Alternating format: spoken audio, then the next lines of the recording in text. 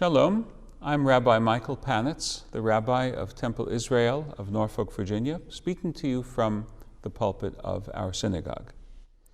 At this time, I'd like to share with you the second in a two-part series of talks on the subject, why is this night different from all other nights? Two answers. Rabbinic culture embraces healthy debate. It also has a tendency to specify and to concretize. Both of those features are on display in the later rabbinic elaboration of the rule given by earlier rabbis that the Seder leader, in expounding the story of the Exodus, quote, begin with the disgrace of Israel and conclude with words of praise. What qualifies as disgrace? The answer that we have codified in the Haggadah is attributed to various of the leading rabbis of the 3rd and 4th centuries, the golden age of Talmudic Judaism. Quote, we were slaves to Pharaoh in Egypt. Avadim hayinu leFaro b'Mitzrayim. Indeed, you may ask, is it disgraceful to be enslaved? We were victims. It was not our fault. What is disgraceful about being the victim of a crime? But that is the modern mindset. The rabbis of those centuries shared a default assumption that slavery was a shameful condition. Judaism knows that the enslaved person is no less a person, no less a child of God, but in a world where slavery was an everyday phenomenon, they could not escape the conventional assumption that it was a shame to be a slave. Even so, other rabbinic voices felt that the answer, we were slaves, is not quite the place to begin.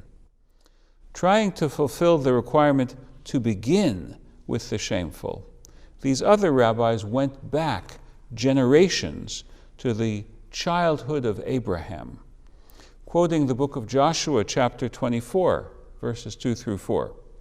These rabbis reminded their students that once we were idolaters. Now that is certainly shameful. The only surprise is that it seems to have nothing to do with the Exodus. However, if we open the book of Joshua and read the rest of the passage, we will see that it narrates the Exodus and the wilderness episodes too.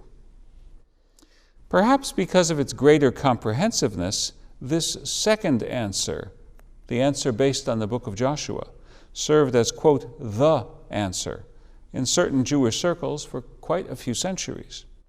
The rabbinic literature of the first half millennium after the Talmud, including Haggadah texts that we have now recovered from among the treasures of the Cairo Geniza, all this shows that the answer, we were once idolaters, competed with our own familiar answer for a long time.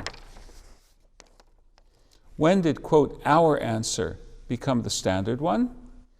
In the 9th century, when two of the leading Babylonian Jewish academy heads, Rav Amram Gaon and Rav Saadia Gaon, first arranged the Jewish prayer book, they selected the Avadim Hayinu, we were slaves, answer.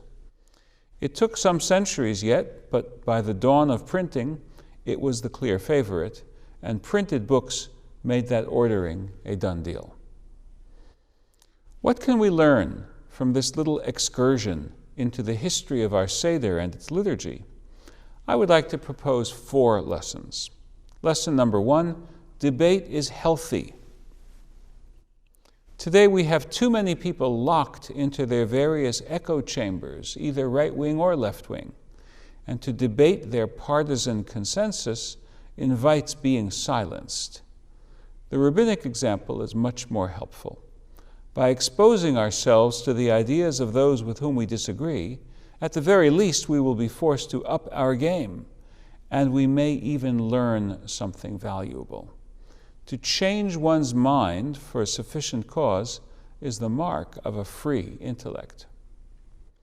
Lesson number 2, variety is good for Judaism. 3.5 centuries ago, in response to the outbreak of messianic fever around the messianic pretender, Shabbatai Tzvi, the rabbinic establishment lost the earlier dynamic flexibility of Judaism and ruled that any innovations were automatically wrong. This traditionalist impulse intensified 2 centuries ago when Jews left the ghetto and were subject to massive pressures to assimilate into Gentile cultural norms. The new Reform movement tried to adopt wholesale changes, and the Orthodox establishment of that day responded with the dictum that Hadash Asur min HaTorah. The dictum is actually a pun. Strictly, Hadash is grain that has been around since Passover. But the word means new. And in the 19th century Orthodox use of the slogan, it meant all that is new is prohibited by the Torah. But if we reclaim the healthy dynamic of classical rabbinic Judaism, we see that 2 rabbis could have given 2 answers to the Passover questions. Neither was wrong. Neither was a heretic. Judaism has room for diversity. Lesson number 3. Shame comes in different forms. Some people are ashamed that they were victimized. Even if we try to absolve them from that feeling, we must acknowledge that they do feel it and try to help them from where they are. When our ancestors said it was shameful to have been enslaved, they were not simply beating themselves up. They were opening their hearts and deserve our sympathetic hearing. For such people, the answer, "We were slaves," now the first answer printed in the Haggadah, must hit home especially powerfully. And lesson number 4.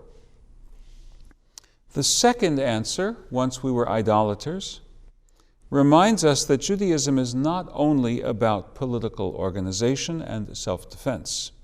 Those actions are indeed necessary, but they are not sufficient.